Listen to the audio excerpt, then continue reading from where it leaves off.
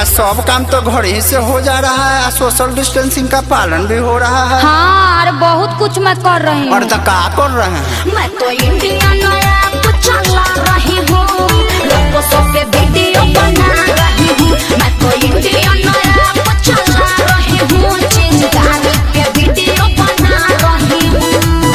तो सही कह रहे हैं भौजी, मन चंगा तो कठौती में गंगा। हाँ तो यार का है ये है।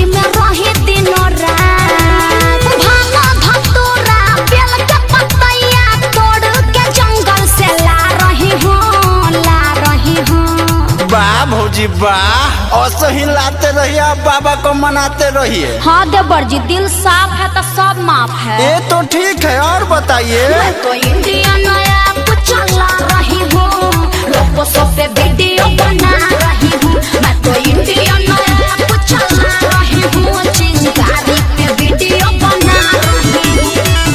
जारी रखिए भौजी। ठीक है देवर जी।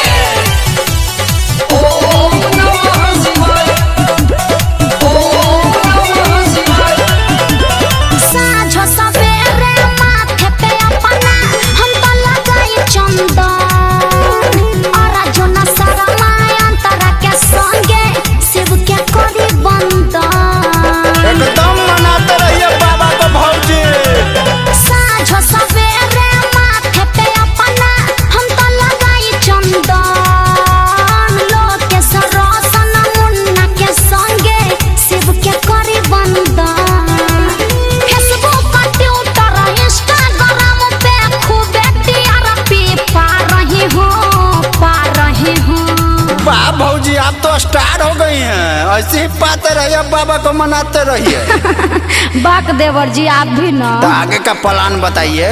मैं तो इंडिया नया कुछ चला रही हूँ, लोगों से वीडियो बना